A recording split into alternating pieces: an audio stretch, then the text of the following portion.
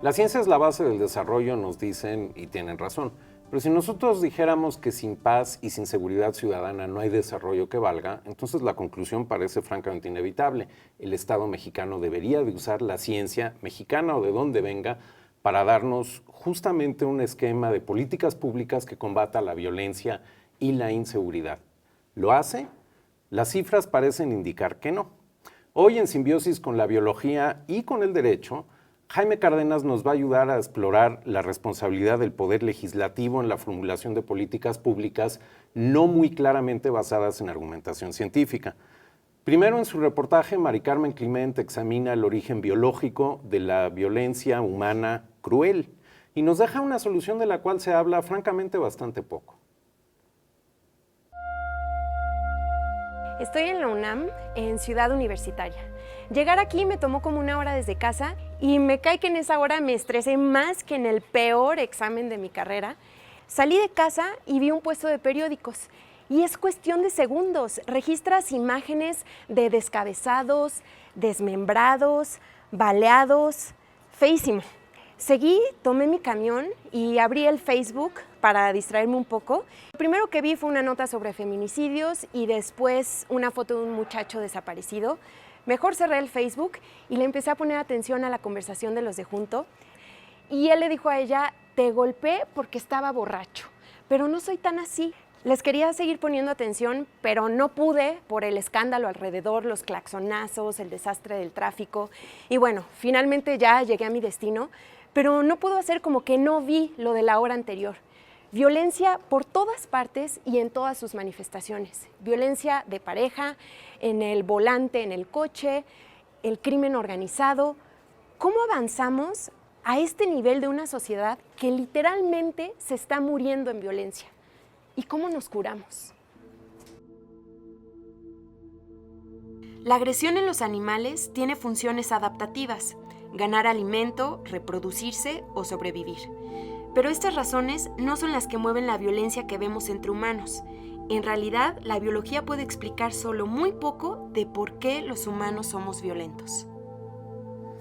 La biología ha intentado estudiar la violencia desde hace muchos años y una de las principales conclusiones a las que ha llegado es que la violencia no es biológicamente determinada. Tenemos como seres humanos, cual primates, cual mamíferos, un sistema nervioso, un sistema hormonal, un sistema conductual que me va a permitir comportamientos agresivos, pero siempre con una finalidad adaptativa. En la violencia, la función adaptativa, el beneficio biológico es muy poco claro, de hecho no lo hay. La violencia en México, como está ahorita, se facilita, sí, por nuestra biología, pero sobre todo por una estructura de violencia que hemos aprendido a tener.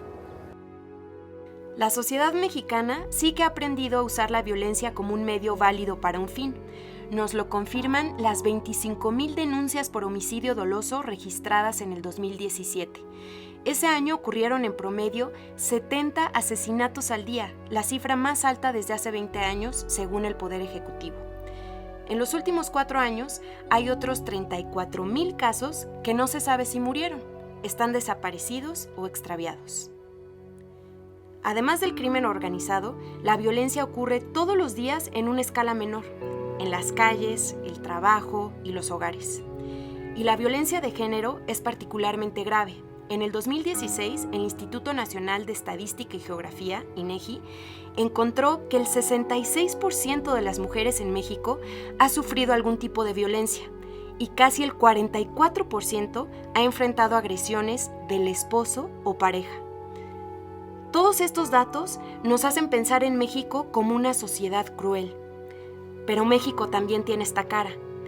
Hace unos meses, en el terremoto del 19 de septiembre del 2017, vimos una ciudadanía desbordada en ayuda. Paradójicamente, las zonas del cerebro involucradas en ayudar o violentar son muy similares entre sí. ¿Cómo es posible como sociedad tener polos tan opuestos? Por un lado, la compasión y por otro, la violencia. Las redes cerebrales necesarias para poder decidir un acto compasivo y ayudar al otro son casi las mismas que utiliza nuestro cerebro para decidir y hacer un acto violento.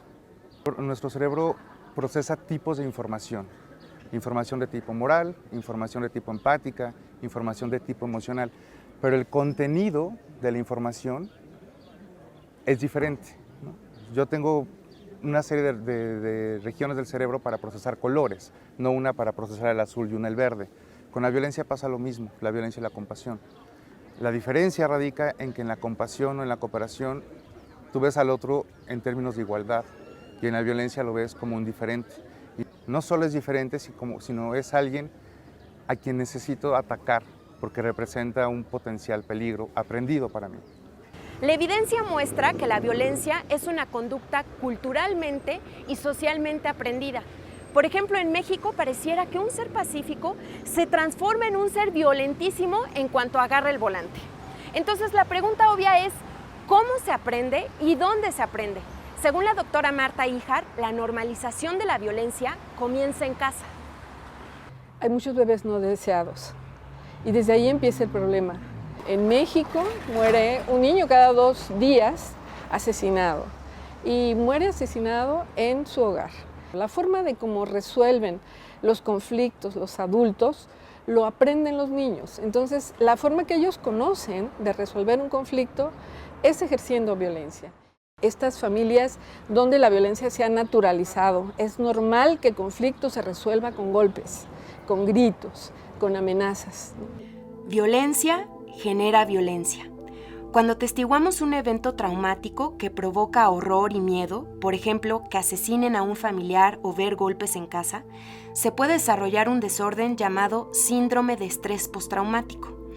Este síndrome es clarísimo en los veteranos de guerra, pero ahora se sabe que las poblaciones civiles que viven en condiciones de pobreza e inseguridad pueden experimentarlo en cifras igual de graves.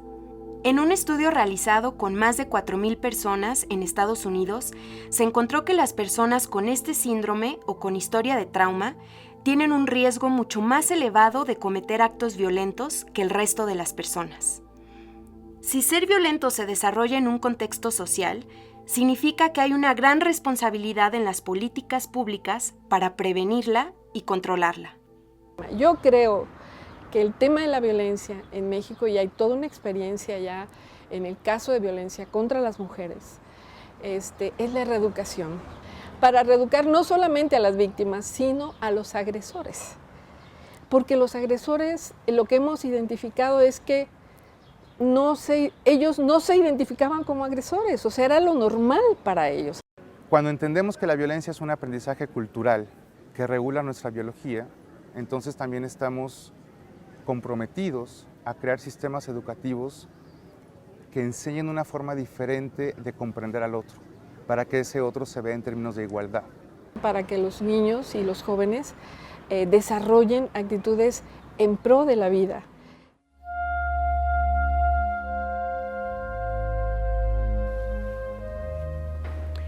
Voy de regreso a casa y lo que más quiero, al igual que todos los ciudadanos, es poder regresar sin temor a que la violencia me hiera. Quiero que aunque seamos diferentes como personas, no seamos una amenaza entre nosotros. Solo quiero que en este país todos podamos regresar a casa en paz.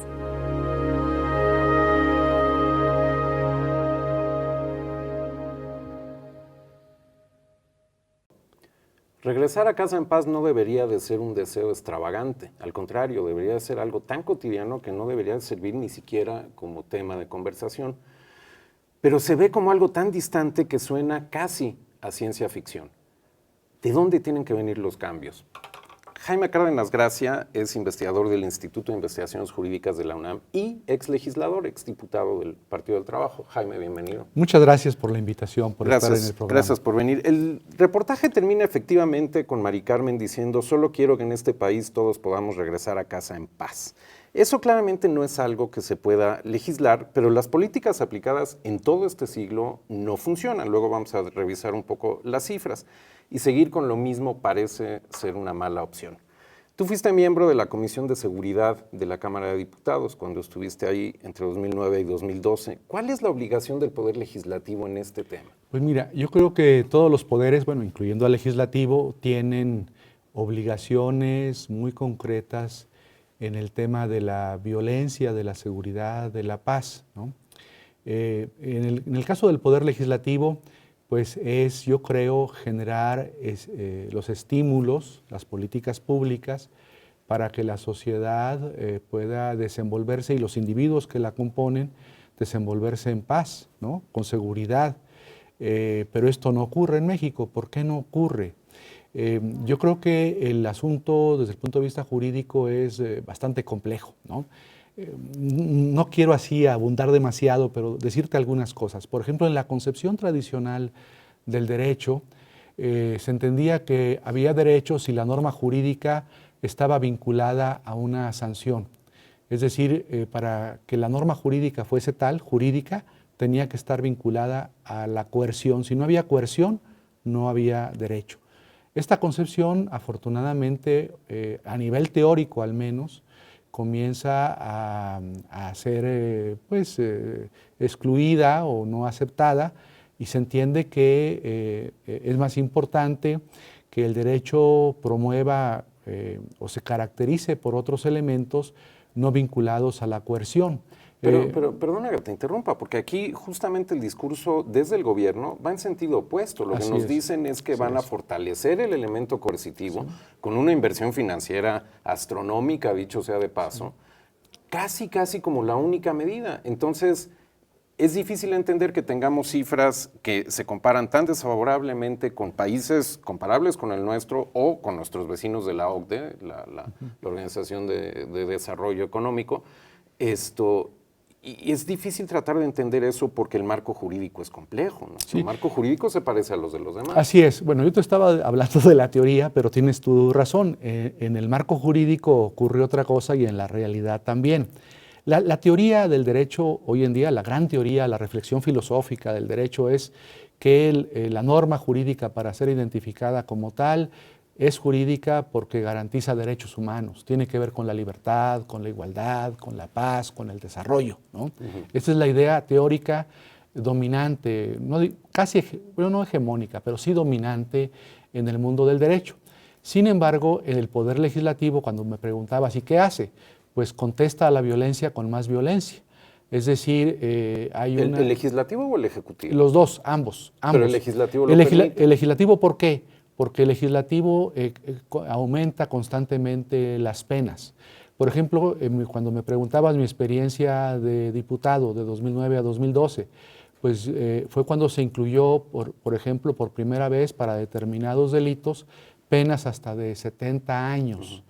Ahora, por ciertos delitos como el secuestro o delitos que tienen que ver con trata de personas, la pena puede ser vitalicia. Prisión vitalicia. Esto no existía en el derecho mexicano.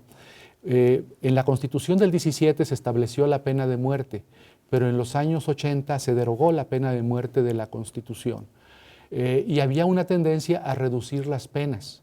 La tendencia ahora es a incrementar las penas. Con resultados que no van en la dirección deseada. Así es, que no van en la dirección deseada porque criminalizas cualquier cosa. Bueno, ese es un asunto. El aumento de las penas, incesante en materia penal. Y el otro asunto es lo que llaman los teóricos del derecho penal, el expansionismo penal. Casi cualquier conducta humana puede caber, puede actualizar un tipo penal, puede ser un delito, ¿no?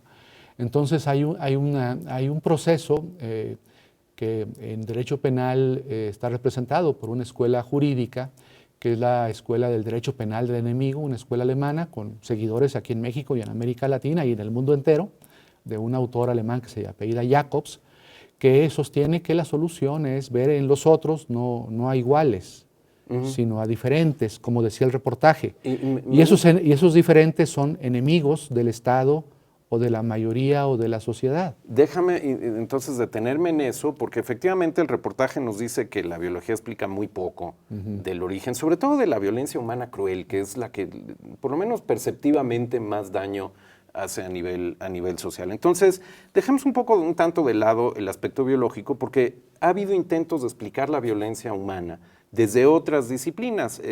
Quiero citar al psicólogo Paul Bloom, que escribe un artículo muy interesante en la revista New Yorker. Dice, la violencia cruel es resultado de ver a la víctima no solo como diferente, como dice el reportaje y me decías tú ahora, sino como no humana. Así se ha querido explicar la esclavitud y una serie del abuso sexual, una serie de cosas así. Pero cita en ese texto del New Yorker a la filósofa Kate Main, que se opone a esa noción. Dice Kate Main, la idea de que los violadores sexuales son monstruos los exonera por caricatura. Hay que considerar la posibilidad perturbadora, dice ella, de que los violentos saben muy bien que aquellos a quienes tratan en forma brutal e inhumana son igualmente seres humanos. Entonces esta hipótesis de que los veo como distintos o no los considero humanos, Kate Main la tira por la ventana. Si la violencia cruel no es entonces un acto monstruoso, sino con cierto nivel de racionalidad, no es necesario responder a la pregunta ¿por qué los violentos se comportan como se comportan para poder formular políticas públicas? Bueno, yo creo que ¿por qué hay violencia? ¿Por qué los violentos se comportan violentamente? Pues yo creo que son muchas las razones, ¿no? Una razón muy general tiene que ver con la violencia estructural que existe en sociedades tan desiguales como la nuestra. Tú decías, bueno, hay sociedades en Latinoamérica menos desarrolladas, con menos crecimiento económico que México, y sin embargo son menos violentas, porque un país como Costa Rica, por ejemplo, que tiene un menor nivel de crecimiento económico, es menos violento que México. Pues yo creo que ahí es porque no existe la violencia estructural de nuestro país. ¿Qué es la violencia estructural? La profunda desigualdad que existe entre unos y otros, el resentimiento social de los que no tienen respecto de los que tienen, la ausencia de oportunidades para millones de seres humanos. Entonces, una explicación de la violencia, por ejemplo, del violador que comete ese delito con una mujer o con un hombre, pues es porque lo considera que esa persona, ese ser, ya sea que lo considere igual o diferente, independientemente de lo que, dice la filósofa, independientemente de eso, pues puede ser porque tiene un profundo resentimiento con la sociedad. Y esa persona u objeto, dependiendo de sus parámetros morales o racionales, pues es en lo que representa lo que él no quiere o lo que él rechaza de la sociedad, de su entorno, de su contexto, ¿no? Y sin embargo hay, por ejemplo, este estudio que tengo en las manos de Eric Neumayer de la London School of Economics, la Escuela de Economía de Londres, que rastrea varios, no en la escala individual, es decir, la violencia la vio el reportaje por lo menos en dos escalas, la escala íntima, familiar, uno a uno, y luego la escala en la que opera el crimen organizado, que es a la que me quiero mudar dentro de unos segundos. Pero este artículo de Neumayer en la revista Peace Research, Investigaciones sobre la Paz, rastrea varias variables con una técnica estadística bastante sofisticada y curiosamente encuentra que si bien el desarrollo económico sí va aparejado con crecimiento de índices de paz, indicadores de paz, la desigualdad socioeconómica parece no estar relacionada con los índices de violencia. Es decir, hay por lo menos hipótesis opuestas a la que acabas de examinar. Entonces regreso a la idea de qué tan necesario es entender el origen de la violencia para poder formular políticas públicas, que es lo que nos interesa. Déjame enfocarlo desde este punto de vista. La hipótesis arrojada es que en México la violencia del crimen organizado es una estrategia de negocio. Y te voy a decir por qué. Hay un texto de Guillermo Trejo, que actualmente está en la Universidad Estadounidense de Notre Dame, pero que fue investigador del Centro de Investigaciones y Docencia Económica, el CIDE, en México. En Índice de Paz México, se llama el documento. Dice, las organizaciones criminales han asesinado a autoridades locales y candidatos para establecer la gobernanza criminal, le llama él. Nuestros estudios demuestran que los ataques letales aumentan durante ciclos electorales. han ejercido una violencia letal contra cualquier actor de la sociedad civil que dispute o ponga a prueba la hegemonía criminal.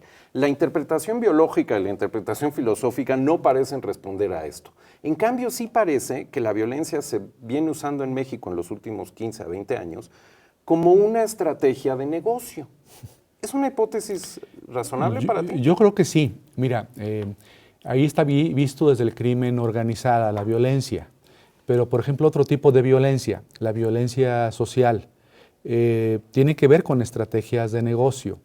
Piensa tú en las empresas, por decir, canadienses, mineras, que explotan recursos minerales en México y que desplazan a las comunidades, a los pueblos.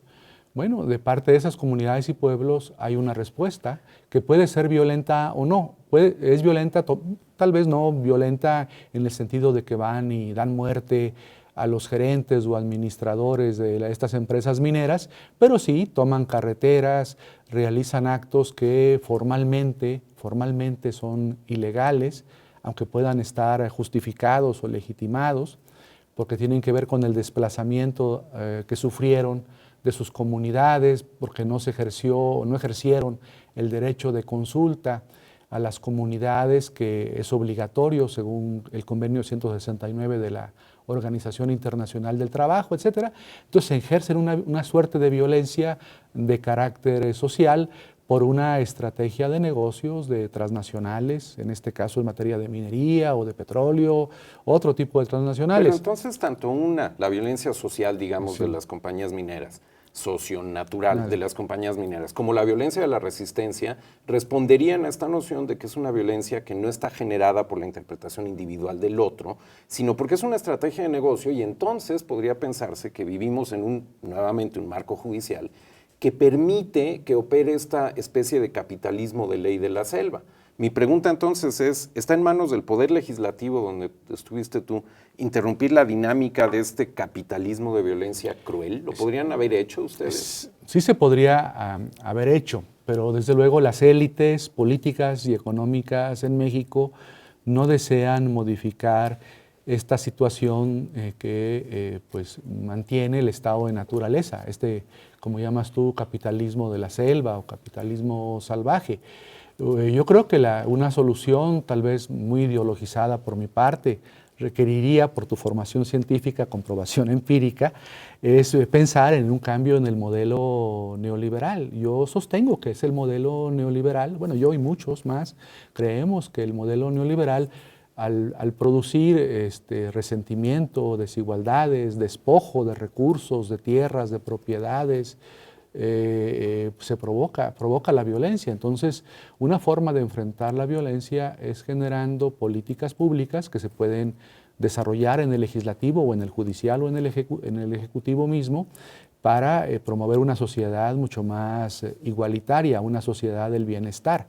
Yo creo que una sociedad del bienestar, como existe en los países nórdicos, produce condiciones de estabilidad, de paz, que no se tiene en sociedades que son del malestar, como la sociedad mexicana. Pero en lo que cambiamos o no, en lo que se desarrolla la discusión respecto de cambiar el modelo económico neoliberal, me refiero a los cambios que podría haber hecho el marco jurídico, por ejemplo. Sí. Entre ellos, tú hablabas ahora de evidencia empírica. Hay gente como la organización México Evalúa, por ejemplo, que participa ahora en una campaña para la reducción de homicidios en México, que dice que los ciudadanos tendríamos que motivar a las autoridades para lograr el compromiso de adoptar políticas públicas basadas en evidencia, suponiendo que los legisladores quepan en las autoridades.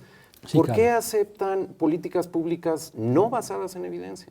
Bueno, porque se legisla en México de manera irresponsable. Yo creo que sí hay que poner en el banquillo de los acusados a los legisladores. Me incluyo y a los exlegisladores, ¿no? Se legisla en México de manera atropellada, al vapor, con pocos fundamentos científicos, empíricos. Yo creo que sí hace falta pensar más las cosas.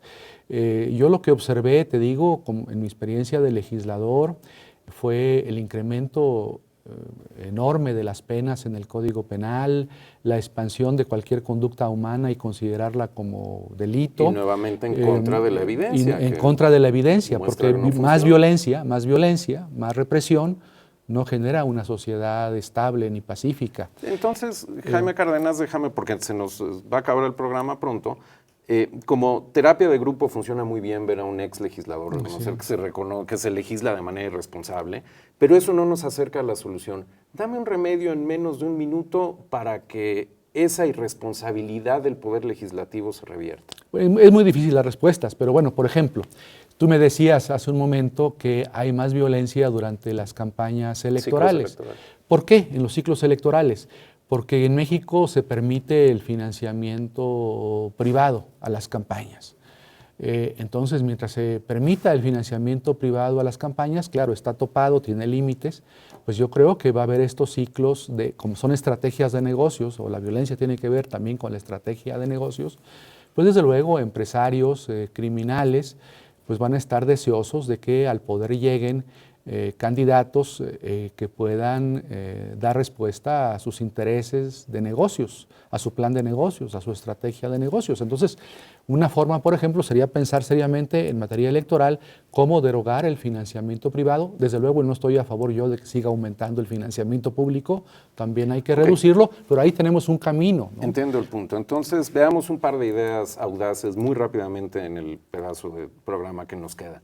Yo dije en la entrada que el reportaje dejaba una solución de la cual se habla poco, que es la de reeducar. Así es. Es una que vamos a tener que atender en otro momento. En el minuto que nos resta, quiero acompañar una idea de Guillermo Trejo, a quien ya citamos, que dice que si parte del aparato estatal está cooptado por el crimen organizado, caso de México, y otra parte tiene lo que él llama esqueletos en el closet por graves violaciones a derechos humanos en la lucha contra el crimen organizado, entonces dice, las soluciones originadas solo dentro están condenadas. Y dice, cobran importancia modelos híbridos de cooperación internacional con fiscales autónomos, como acaba de hacer Guatemala. Bueno, sigue haciéndolo. Entonces regreso a la pregunta inicial.